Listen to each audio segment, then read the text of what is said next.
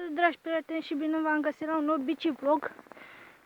Sunt aici cu noua mea bicicletă pe zăpadă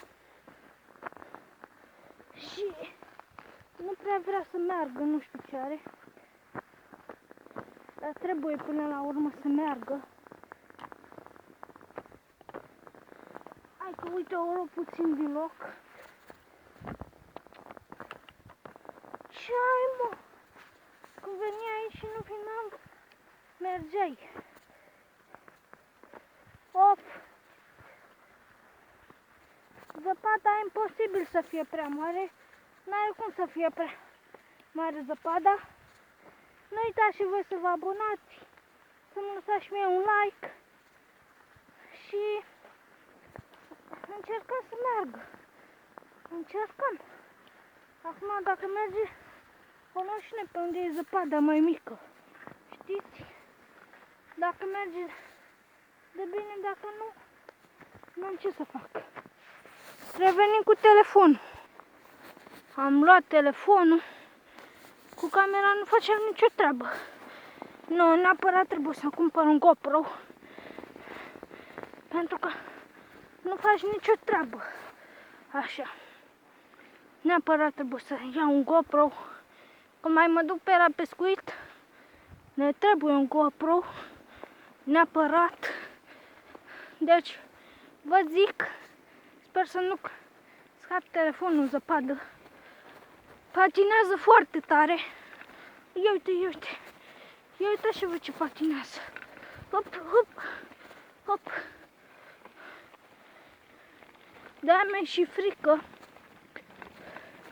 Mi s-a mai întâmplat într-o iarnă, parcă în 2020, să scap telefonul în apă și l-am luat foarte repede. Mi-a fost frică. Filmam când ningea și a scăpat telefonul în apă și îmi făcea figuri cum ar fi să se încarce. Știți?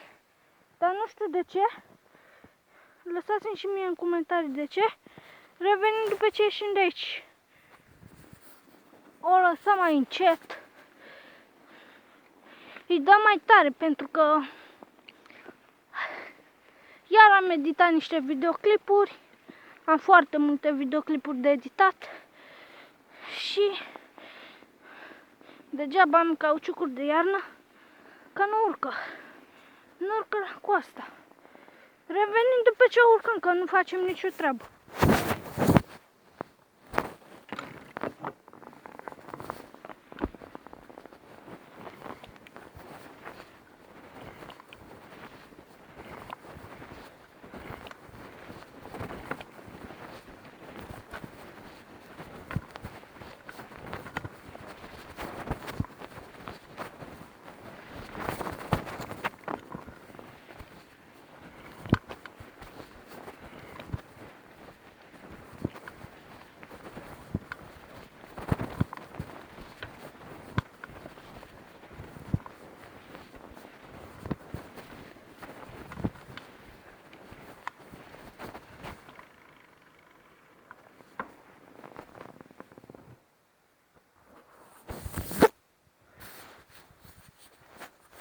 Ok, am băgat telefonul în buzunar.